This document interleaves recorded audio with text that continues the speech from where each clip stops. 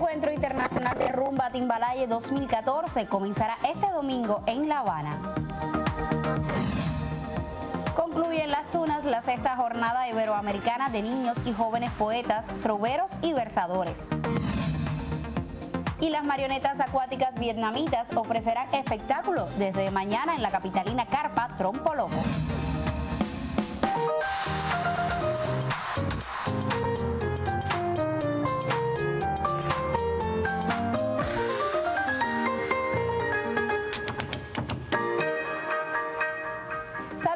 De La Habana. Comenzamos una nueva emisión del Noticiero Cultural de la Televisión Cubana hoy viernes 15 de agosto de 2014. Y desde este domingo La Habana será sede del Encuentro Internacional de Rumba Timbalaye 2014, que acogerá agrupaciones, cultores y estudiosos de ese complejo cultural. La apertura tendrá lugar en el Pabellón Cuba con la presencia de los proyectos infantiles de folclor Los Colombianitos del Puerto y Rumbeando. A las 6 de la tarde en ese mismo lugar habrá un concierto de la agrupación matancera Afrocuba. Timbalaye 2014 ofrecerá conciertos y presentaciones en varios espacios de la ciudad hasta el 24 de agosto. Y mañana concluye en Las Tunas la sexta jornada iberoamericana de niños y jóvenes poetas, troveros y versadores. El encuentro teórico estuvo dedicado a un importante escritor cubano que es el Indio Naborí. Uno de los más ilustres cultivadores de la décima escrita y la oral en Cuba fue sin dudas Jesús Horta Ruiz, el Indio Naborí. Su obra, colmada de un alto lirismo, cautivó a quienes participan en la sexta jornada iberoamericana de niños y jóvenes poetas, troveros y versadores, que tiene como sede a la provincia de Las Tunas. Como parte del espacio teórico del encuentro, la profesora María Eugenia Ascuí realizó un análisis de las crónicas en versos y de la poesía de circunstancias publicada por el también Premio Nacional de Literatura. Asimismo, la joven reportera Lianet Fundora presentó una investigación sobre el periodismo practicado por el autor de La Elegía de los Zapaticos Blancos en la sección Al Son de la Historia del periódico Hoy.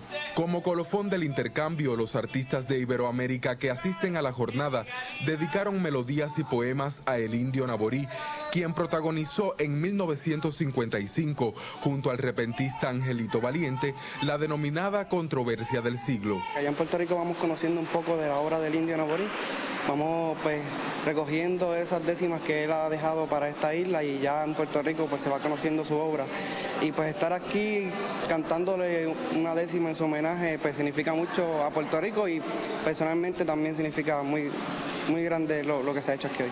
Por otra parte, integrantes de la delegación mexicana confeccionaron en la sede de la Asociación Culinaria de Las Tunas varios platos típicos de la Huasteca, zona que incluye departamentos como Querétaro, Puebla y Veracruz. Y la Casa Iberoamericana de la Décima abrió sus puertas a la exposición Sonoridades de la Huasteca. La muestra la integran 20 fotografías tomadas por el artista Ulises Godiño en Sierra Gorda, al norte de México. Estas imágenes recrean las tradiciones de una región donde se defienden el son huapango y el arribeño, devenidos símbolos de la cultura mexicana. En Las Tunas, Gianni López Brito, Noticiero Cultural. Tiempo de revisar lo que publican las secciones culturales de otros medios. Le damos la bienvenida al periodista Diuber Farías Aúcar. Comenzamos ya nuestra revista de prensa. El diario Juventud Rebelde, en su versión digital, publica un interesante artículo sobre el único libro escrito y autentificado por Silvestre de Balboa, que se conserva en el Museo Provincial Ignacio Agramonte de la ciudad de Camagüey. El investigador Ramiro Manuel García Medina, quien ha desarrollado estudios en torno al autor, precursor de la literatura cubana con la obra Espejo de Paciencia, comentó a Juventud Rebelde que el volumen tiene 387 años de existencia, condición que lo convierte en el documento conservado más antiguo de la provincia de Camagüey. Del panorama internacional, el diario mexicano El Universal destaca que Francia se mantiene como destino turístico cultural favorito para millones de personas en todo el mundo, gracias a su amplia oferta cultural que incluye al Museo El Louvre, el más visitado del planeta, y a sus escenarios naturales como playas mediterráneas y montañas esquiables. Esta nación atrajo 85 millones de visitantes en 2013. Y por último, Cubarte nos pone al tanto de las presentaciones de Ivette Cepeda y el grupo Reflexión en la provincia de Villa Clara. Su gira, que comenzó por Sagua la Grande, se extenderá a otros municipios de ese territorio, donde el público podrá escuchar en vivo los temas de su más reciente disco País y otras canciones antológicas. Este viernes 15, Ivette Cepeda se presentará en Camajuaní, mientras que el sábado 16 estará en Placetas. Culmina su recorrido el domingo 17 con un concierto en el Teatro La Caridad de Santa Clara a las 10 de la noche. Ni de cordura, porque mi paz y toda mi experiencia me las cierne de muerte tu figura. Por eso yo... Así terminamos nuestra revista de prensa, Indira. Nos vemos el lunes. Buen fin de semana. Muchísimas gracias, Diver. Igual para ti, aquí te estaré esperando. Tiempo de nuestra primera pausa. Al regreso estaremos hablando de teatro. En la sección en primera persona recibiremos a una destacada diseñadora escénica. Estos serán apenas unos segundos. Usted no se vaya.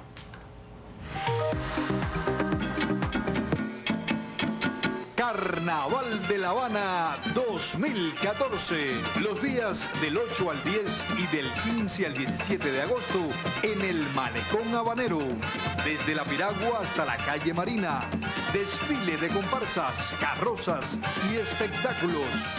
Los bailables con orquestas se realizarán en las áreas de Primera y D, Velascoaín y Malecón y la Tribuna Antiimperialista. Carnaval de La Habana 2014.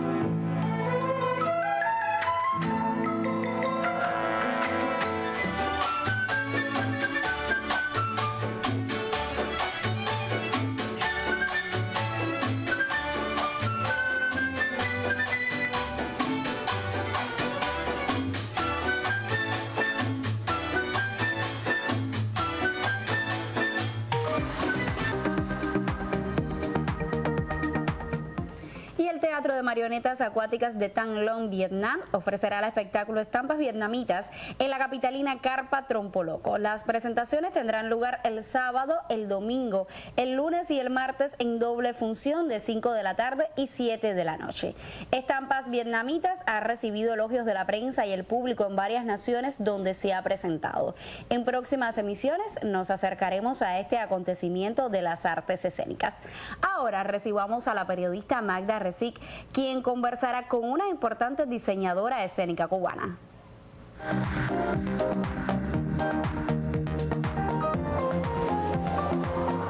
En primera persona recibimos esta tarde a la profesora Nieves Laferté, una diseñadora de gran prestigio en nuestro país que ha aportado desde su arte a muchos ámbitos del universo creativo, especialmente al mundo del teatro y del cine. Debemos reconocer muchas de sus aportaciones. Muy buenas tardes y bienvenida. Buenas tardes, gracias por invitarme. Llegan noticias desde Camagüey de que el Festival de Teatro quedará inaugurado con una obra consagrada al bicentenario de Tula, de Gertrudis Gómez de Avellaneda. Así es. Y esta vez esta obra cuenta con un diseño creado por usted. ¿Cuánto ha representado de reto profesional el ambientar y colocar toda esa impronta creativa de vestuario y demás en una pieza teatral? Bueno, me ha tocado en suerte diseñar esa obra por segunda vez. La primera vez fue una reproducción prácticamente arqueológica del ambiente de la época y el vestuario. En esta época, en este momento, la puesta en escena de Fredis Núñez Estenós, director de Teatro del Viento, nos hemos propuesto, respetando al máximo todos los presupuestos estéticos de la Avellaneda, el texto en versión de Norge Espinosa también tiene la esencia y sigue a pie juntillas todas las peripecias del texto de la Avellaneda, pero mucho más llana para la comprensión del público actual, sobre todo el público joven, y la concepción del vestuario y la escenografía son netamente actuales, contemporáneos. Siempre me gusta despegarme un poquito de la época, pero en este caso hemos respetado las coordenadas del traje, que yo lo que diseño en esta obra es el vestuario, las coordenadas del traje de época, pero con una visión totalmente actual.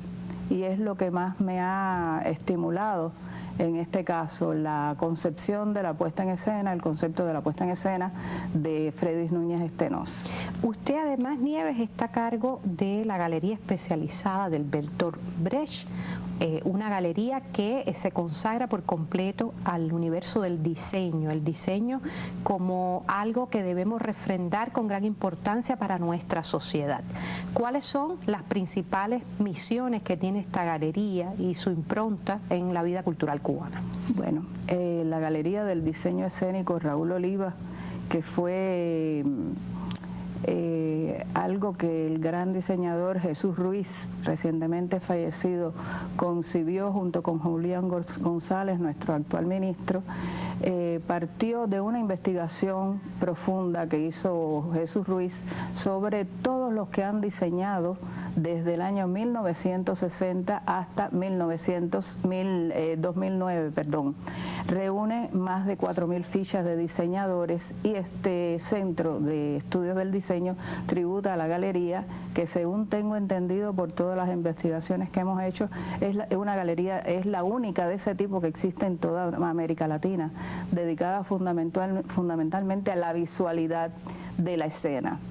Aquí se han hecho exposiciones dedicadas a grupos de teatro como Teatro Irrumpe, el grupo de Flora Lauten, ahora esta última muestra que inauguramos hace unos días a la escena transparente de Carlos Celdrán, director de Argos Teatro, y también hemos tenido exposiciones monográficas, la primera por supuesto dedicada a Raúl Oliva, que es el que da nombre a la galería, y otras dedicadas a María Elena Molinet, nuestra gran diseñadora, y que el centro lleva su nombre, otra dedicada a Roberto Blanco, dedicada a Eduardo Arrocha, que es un escenógrafo de una data amplísima y que todavía se encuentra en activo. Hace poco le celebramos sus 80 años y se mantiene muy activo todavía. Nieves, en el caso del diseño especial para teatro y cine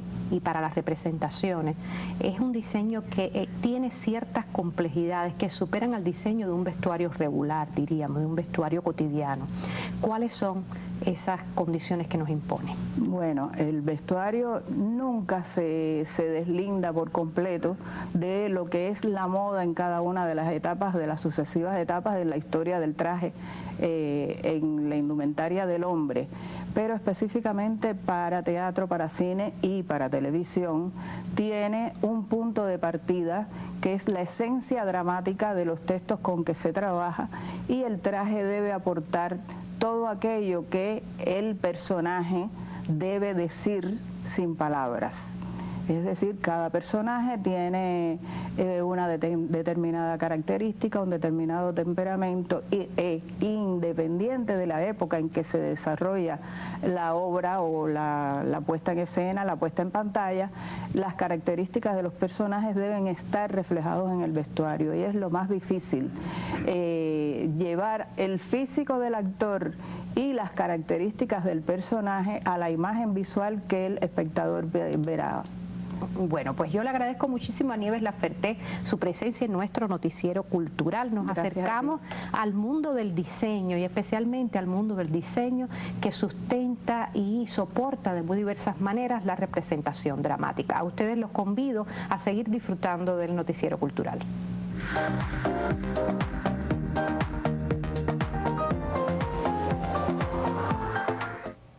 Y yo le propongo seguir hablando de artes escénicas, y es que el grupo Teatro de las Olas de Batabanó estrenó por estos días la obra Auto de Fe del dramaturgo estadounidense Tennessee Williams.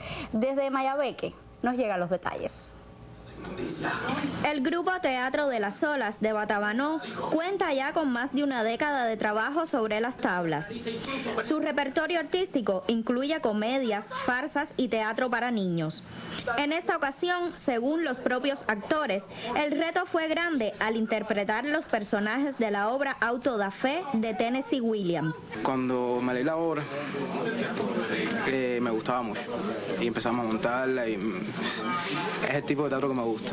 Ahora estoy pensando si me gusta o no, porque termino desfallecido totalmente. Me paso 15 minutos atrás de escena llorando cuando se acaba la obra, llorando sin poder decir una palabra. Uno de los aspectos que hemos tratado en la misma es la incomunicación. La incomunicación para estos tiempos en Cuba. Dado su fuerte contenido dramático, la obra tiene una duración de 40 minutos. Los elementos que componen la escenografía, así como la utilización de un jazz de los años 40, sitúan al público en la escena norteamericana, aunque la utilización de la jiribilla y la cajita de fósforos cubanizan la puesta en escena. En estos tiempos, donde se opta más por el uso de las nuevas tecnologías, Teatro de las Olas aún apuesta por mantener vivas las artes escénicas. En Mayabeque, Jainet Borrero, Sistema Informativo de la Televisión Cubana. Vamos a una pausa. Después de los mensajes promocionales estaremos hablando de un libro de la doctora Olga Portuondo, historiadora de Santiago de Cuba y Premio Nacional de Ciencias Sociales. Esto será en unos segundos.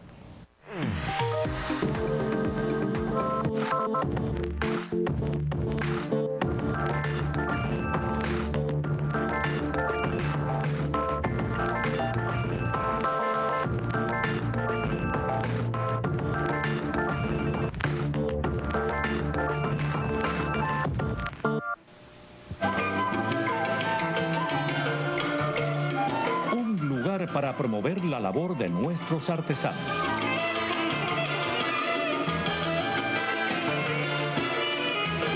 Exhibición y venta de obras todos los días de 10 de la mañana a 6 de la tarde.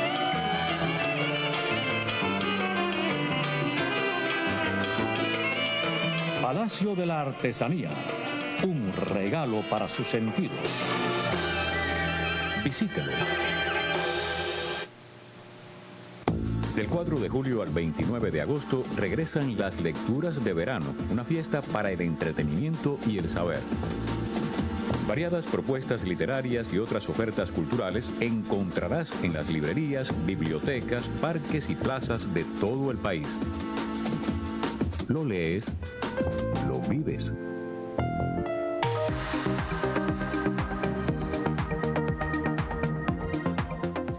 El tradicional Sábado del Libro presentará mañana en la calle de Madera del Centro Histórico el volumen Misericordia de la doctora Olga Portuondo Zúñiga. Publicado por la editorial Oriente, la obra de contenido histórico recrea vivencias de los habitantes de Santiago de Cuba.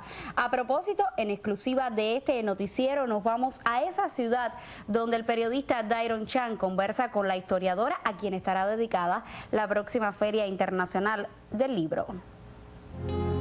Entre tantos textos pareciera imposible hallar una nueva historia por contar, pero Olga Portuondo es de las que siempre desentierra esas confesiones que se reserva la ciudad. Hay algo que en el plano espiritual es muy grande, que es muy atractivo para cualquiera y sobre todo para un historiador, que fue una de mis motivaciones mayores, y es el hecho de la riqueza histórica de Santiago. Prácticamente desde su fundación encontré un camino indudablemente riquísimo, que creo que la vida no me va a dar para agotarlo todo.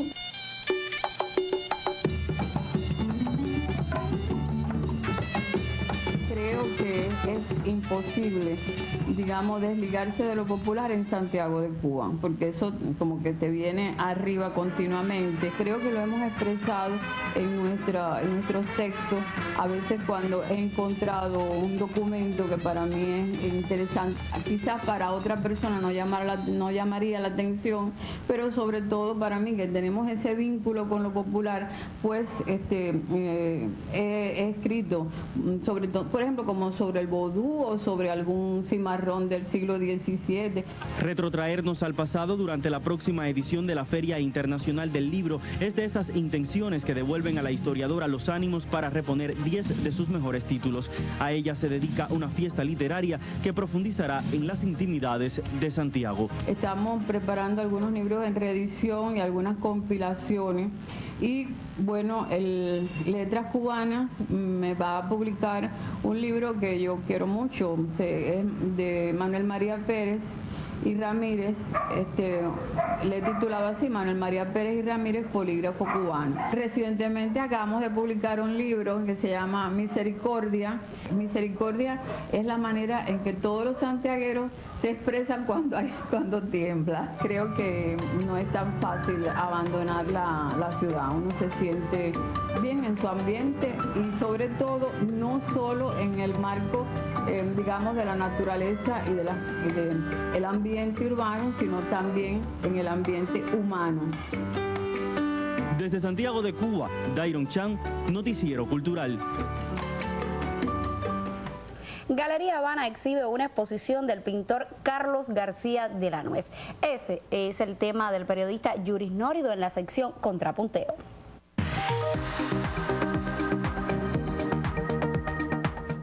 Sin mucha algarabía mediática, Carlos García de la Nuez está exhibiendo en Galería Habana una muestra excelente.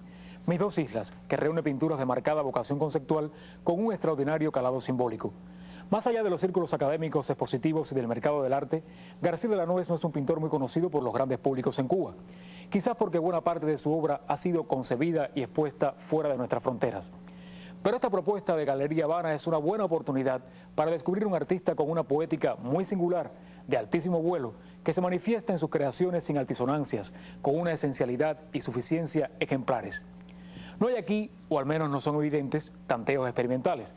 La intención del pintor parece consolidada, fruto de un proceso investigativo, de una reflexión que ha discriminado hasta el punto de plasmar, con aparente sencillez, grandes verdades de la vida. La economía de recursos soporta y remarca el carácter lírico de estas visiones. A primera vista parecen pinturas abstractas, y lo son en buena medida, pero una observación más detallada descubre elementos de una figuración tranquila, muy intencionada, que apela a los sentidos. Ya lo apuntaba, la esencialidad de las pequeñas cosas como punto de partida de asuntos más complicados y abarcadores. Cuando pinta un bosque, se regodea en la hermosa línea de una simple hoja. Cuando recrea una catedral, es la aspillera y la piedra. El juego son unas pelotas sobre una superficie desnuda. La semilla, que es el comienzo de todo, es una forma elemental, casi geométrica, en medio de la nada. La paleta va desde un negro ciertamente enigmático hasta tonalidades cálidas, imperio de los amarillos y los rojos, que son colores que impulsan, que no invitan al descanso. Es muy posible que haya referencias al inclemente castigo del sol sobre estas tierras. Mis dos islas, la obra que da nombre a la exposición, parece evocar uno de nuestros mediodías, explosión de luces y calores. Pero esas son ya interpretaciones personales. El autor devela algunas claves en los títulos, muy sugerentes, evocadores, y en los textos que inserta como al descuido en las obras. Pero, repito, los sentidos definitivos son una construcción muy personal. El artista, más que afirmar, sugiere. Mis dos islas, que lleva ya casi un mes en las paredes de Galería Habana, estará todavía una semana expuesta. No pierda la oportunidad de visitarla. En un mundo colmado de fuegos de artificio, Carlos García de la Nuez nos invita a viajar a los orígenes, que son de alguna forma una tabla de salvación. Es todo por hoy. Indira, cerramos nuestro contrapunteo. Muchísimas gracias, Yuri. Buen fin de semana también para ti. Y nosotros seguimos hablando de exposiciones. En Arche Galerías de la UNIAC se exhibe la muestra colectiva Santa Clara en 3 tiempos. Una mirada de jóvenes estudiantes y de arquitectos se nos revela en la muestra colectiva titulada Santa Clara en 3 tiempos, que durante el verano se mantiene abierta al público en Arche Galería de la UNIAC. La exposición no se considera una mirada más para festejar los 325 años de fundada la ciudad. En sí es una parada reflexiva que se detiene ante una villa, la cual se puede observar en 3 momentos. ¿Qué fue? ¿Cómo puede cambiar? Y cómo me gustaría que fuera la misma. En función de ello, también se concibió la museografía de esta muestra. Primero, a partir de las fotografías que conserva la Oficina de Patrimonio de la Ciudad de Santa Clara y que nos prestó para este proyecto, en la que hay diferentes momentos de la ciudad de Santa Clara, generalmente ubicados en el siglo XIX y principios del siglo XX. Proyectos arquitectónicos o proyectos urbanísticos relacionados con obras ya, es decir, en proceso de realización o hechas ya a partir de propuestas de estos arquitectos jóvenes o no tan jóvenes que se han ejecutado en la ciudad. Y la mayor parte de la exposición contempla un grupo de proyectos que están relacionados con estos quehaceres de los jóvenes arquitectos o de los estudiantes de arquitectura, que tienen que ver con esa arquitectura utópica o con ese imaginario de una ciudad más moderna, de una ciudad más contemporánea, conservando, como ya les decía, los valores que tiene Santa Clara como ciudad. La exposición Santa Clara en 3 tiempos nos sugiere aún una ciudad íntima a la que hay que conocer, recorrerla y encontrar en ella los valores arquitectónicos, urbanísticos y culturales que nos legaron del pasado y que los jóvenes arquitectos, con una mirada del presente, sueñan dejar como herencia futura. Desde Villa Clara, Jorge Pimentel e Hilda Cárdenas Conyedo para el Noticiero Cultural.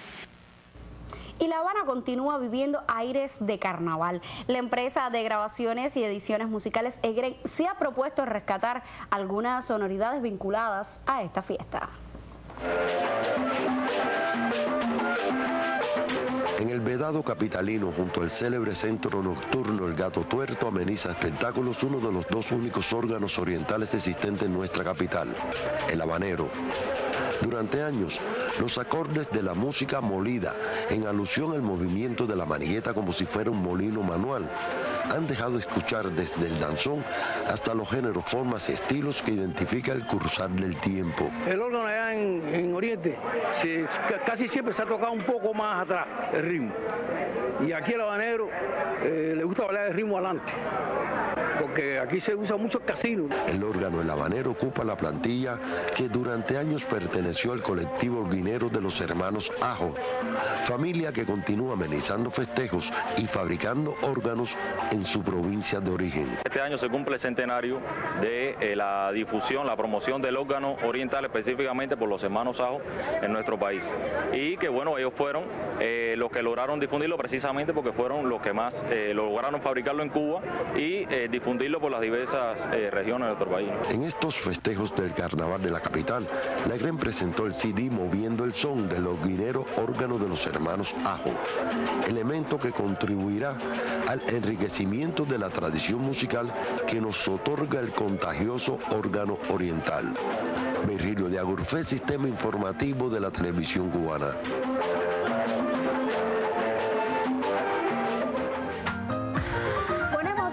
Final al Noticiero Cultural. En la emisión de este viernes 15 de agosto le contamos sobre el inicio en unas horas en La Habana del Encuentro Internacional de Rumba Timbalaye 2014. Le hablamos sobre la conclusión en las dunas de la 6ª Jornada Iberoamericana de niños y jóvenes poetas, troveros y versadores, y sobre las presentaciones este fin de semana de las marionetas acuáticas vietnamitas en la capitalina carpa Tronco Loco.